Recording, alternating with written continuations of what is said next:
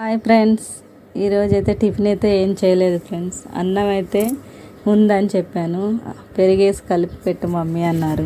అందువల్ల నేనైతే ఉల్లిగడ్డ, పచ్చిమిర్చి, కొత్తిమీర, కరివేపాకు అయితే వేసుకొని కలిపి పెడదామని రెడీ అయితే చేస్తున్నాను.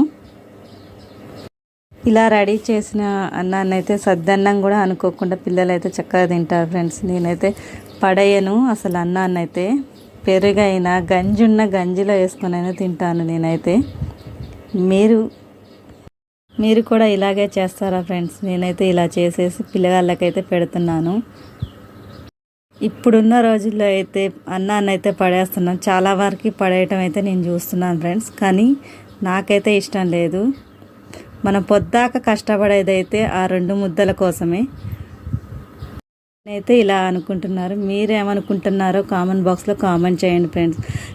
లైక్ చేయండి, షేర్ చేయండి. ఓకేనా ఫ్రెండ్స్?